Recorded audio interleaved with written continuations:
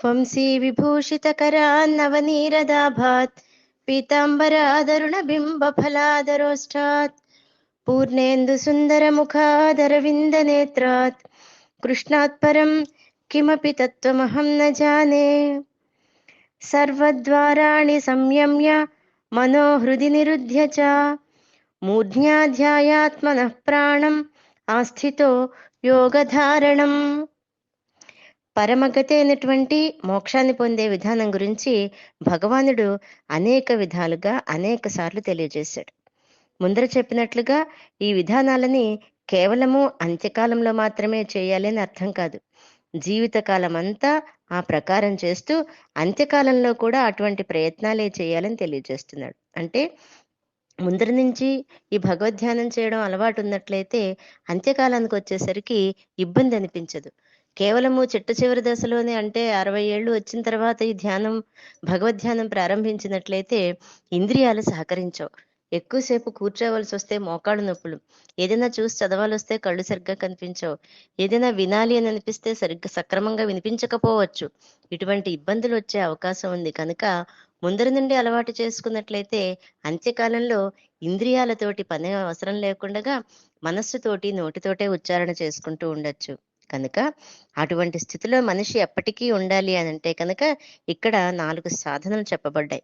అవి ఏంటంటే ఇంద్రియ ద్వారాలన్నింటినీ అరికట్టడం, రెండవది మనస్సుని హృదయంలోనే స్థాపించడం, ఇంకా మనం ఉచ్ఛ్వాస ద్వారా తీసుకునేటువంటి ప్రాణవాయువును శిరస్సునందు ఉంచి ఆత్మచింతన రూపమైన ధారణగా అవలంబించడం, ఇంకా ఓంకారమును ఉచ్చరిస్తూ బ్రహ్మమును భావించడం. వాటి గురించి తెలుసుకుందాం.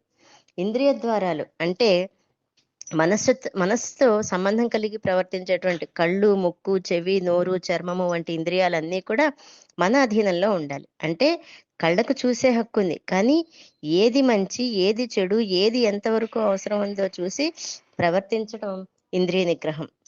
అలాగే నోటికి ఆహారాన్ని రుచి చూడడం దాని కర్తవ్యం. అంతేగాని నాకు ఇదే ఇష్టం, ఇదే తింటాను, ఇది లేకపోతే నేను ఏమీ తినను అని అనుకోవడం ఇంద్రియ నిగ్రహం లేకపోవడం.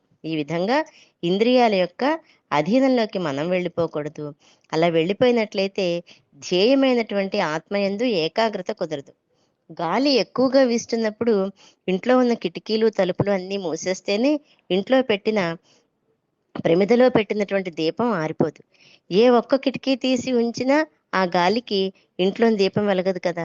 అలాగే ఇంద్రియ ద్వారాలను కంట్రోల్ చేయకపోతే లోపల ఉండే జ్ఞాన జ్యోతి ఆరిపోతుంది. ఎంతటి చక్కటి ఉదాహరణ చెప్తున్నాడో పరమాత్మ చూడండి. ఇక్కడ మోక్షప్రాప్తికి కావలసినటువంటి 4 సాధనల్లోనూ ఇంద్రియ నిరోధమే మొట్టమొదటిగా చెప్పబడింది. దానికి కారణం ఏంటంటే వాటిని అరికడితేనే కానీ ఏ ఇతర సాధనలు చక్కగా జరగవు.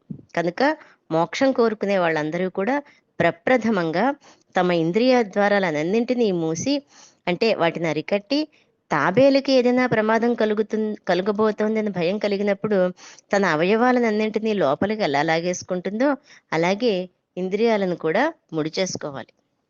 ఇంకా రెండవది మనస్సుని హృదయమునందు చేర్చాలి. హృదయము అంటే పరమాత్మ స్థానం. బయట మనకు అక్కర్లేని అన్ని విషయాల మీద మనస్సును విచ్చలవిడిగా తిరగనీయకుండా దాన్ని తొందరగా లొంగ తీసుకుని లోపలికి తీసుకొచ్చి హృదయంలో స్థాపించాలి. మనస్సు యొక్క జన్మస్థానము హృదయము కనుక దానిని అక్కడే లయపరచాలి. ఇక్కడ ముఖ్యంగా గుర్తుపెట్టుకోవలసిన విషయం, మొట్టమొదటి ప్రయత్నం సాధన చేత అయినటువంటి మనస్సుని ఇంద్రియాల దగ్గరికి రాకుండా మనస్సుని ఇంద్రియాలని వశపరుచుకున్నట్లయితే, అంటే మనస్సు ఇంద్రియాల యొక్క అధీనంలో ఉండకుండా ఇంద్రియాలని మనస్సు యొక్క అధీనంలో ఉంచుకున్నట్లయితే మనస్సు శక్తిహీనుడే సులభంగా లొంగిపోతుంది. మిగిలిన 2 పద్ధతులను తర్వాత శ్లోకంలో శ్రీకృష్ణ పరమాత్మ తెలియజేస్తాడు.